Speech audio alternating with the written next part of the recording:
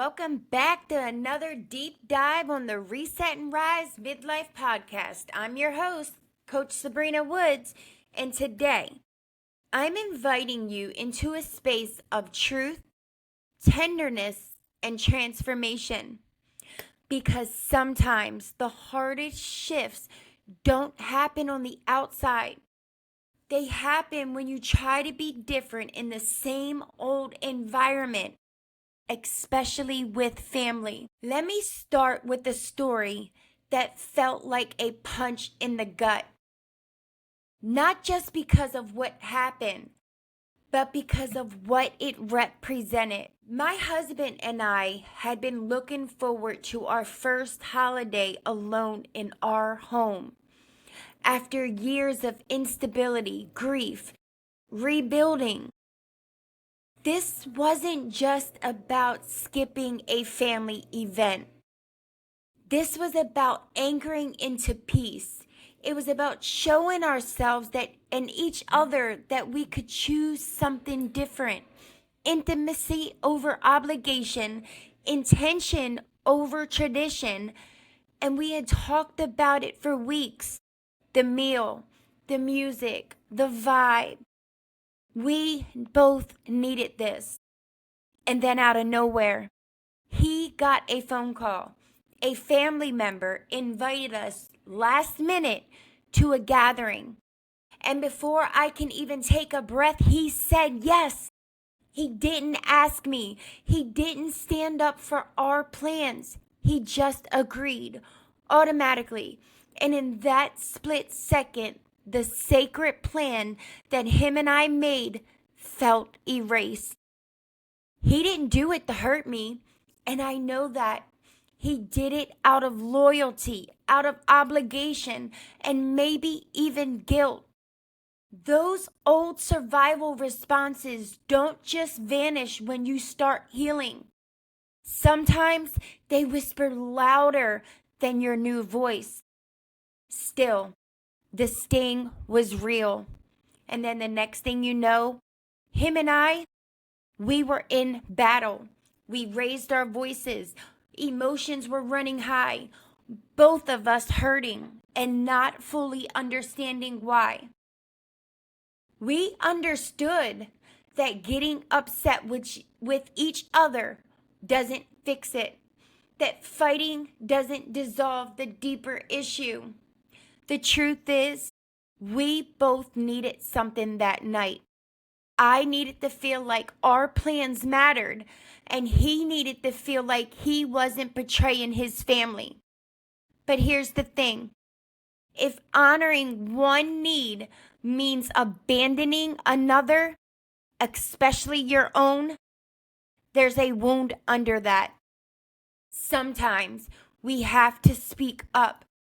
Not to control the other person, but to defend our peace. To say, I matter, my voice matters, and our home matters. It's okay to honor yourself.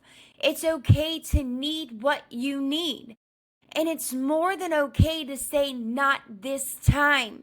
Especially when you're invited last minute and that ask ignores your boundaries. No matter who it is, no matter how close the tie, if saying yes will cost your clarity, your peace, or your plan, then yes, it is too expensive. That night cracked something open. And it wasn't just about the meal or the dinner. It was about learning how deeply familiar can pull us. How people pleasing can cause chaos, and how important it is to choose differently, even when it's hard.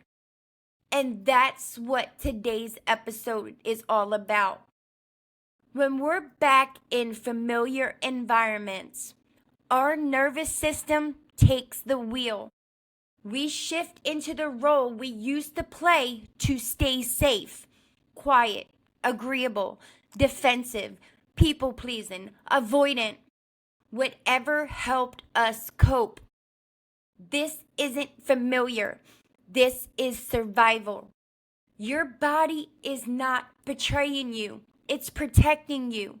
That response, that tension, that urge to withdraw or control or make peace. It's your body saying, this worked for me before. Let me help you again. So let's start by honoring that. Honoring the younger you who developed these coping strategies. She was wise. She was brave. But now, you're ready for something different. The question becomes, what did those patterns give you? Did they offer safety? Did they help you feel in control? Did they let you numb out just enough to survive? Let's name it, because when we name it, we can replace it.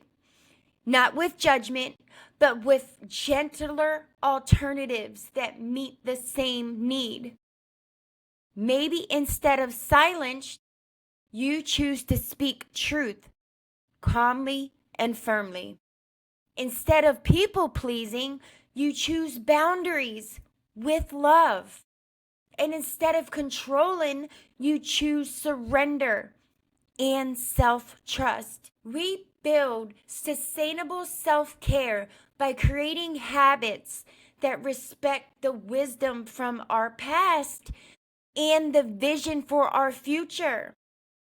This means creating rituals that ground you before going to family gatherings.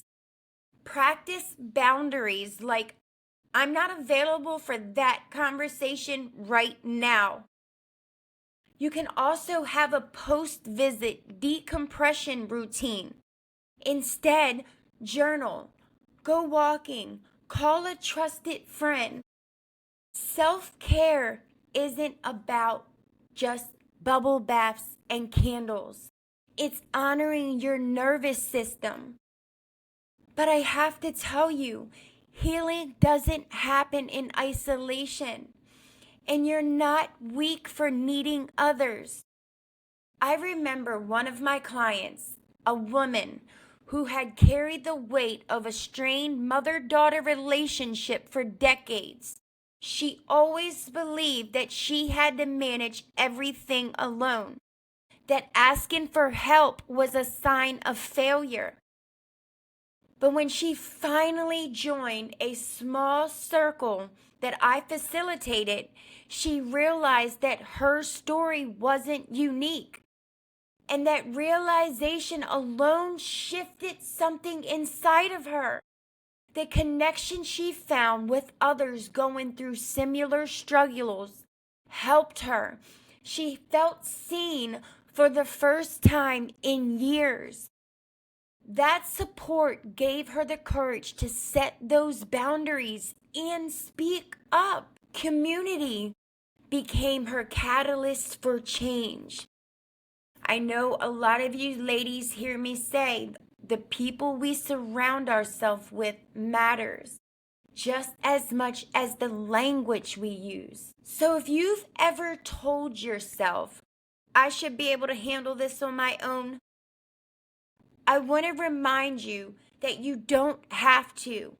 Your healing can be amplified by love and presence of others.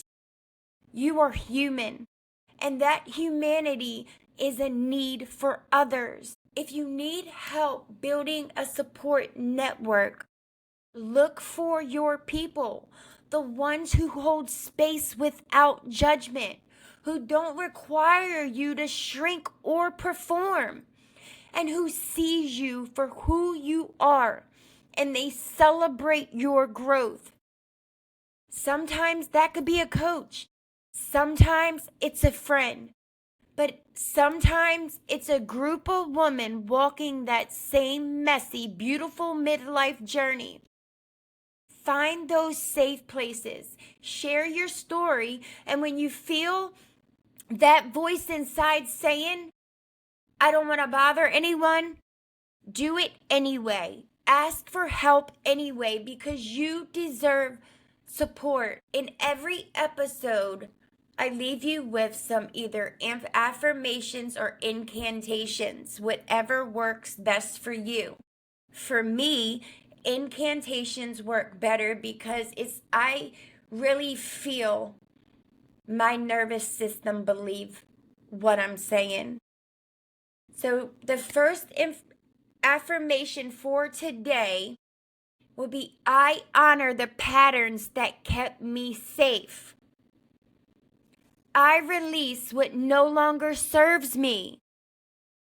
I am safe to choose a new way. And I build boundaries that protect my peace. I connect with others who understand my journey. Ladies, go ahead and grab your pen and paper, get your app. I will leave these journaling prompts in the overview of the podcast. Number 1 journaling prompt for this episode is, what role do I often fall into with family? And be honest. Sit with your thoughts in a non-judgmental way. Number 2, what did that role give me in the past? Number 3, what do I need now instead? Number 4, boundaries. What boundaries feel authentic and supportive? Don't be afraid to implement a boundary that is for you, that protects you and your peace.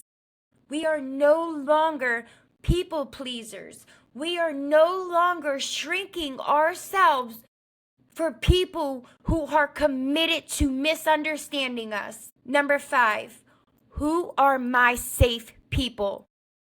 And how can I deepen those connections? It is so important to surround ourselves with people who will hold space for us, who will uplift and speak life into us. Well, I thank you for being here with me today. This work isn't easy, but it's holy. It's the kind of inner work that doesn't always get celebrated, but transforms everything. And when I say it's holy, I mean it's sacred. It's deeply personal, and it connects us to something greater than ourselves, whether that's your faith, whether that's your healing, your purpose, or your voice. This work is about reclaiming what's true and honoring the divine strength it takes to face our wounds with love and courage. You're not going to go backwards. You're not trying. You're rising with awareness. And even when it feels hard, even when you fall back into those old roles, remember, every moment is a chance to reset and learn. And I'm proud of you. So until next time, keep taking deep breaths, set your boundaries, and remember, you're not alone. If you would like to join my Midlife Ladies podcast group, I will also leave that in the overview of this episode. I would love to have you there. Until next time, bye.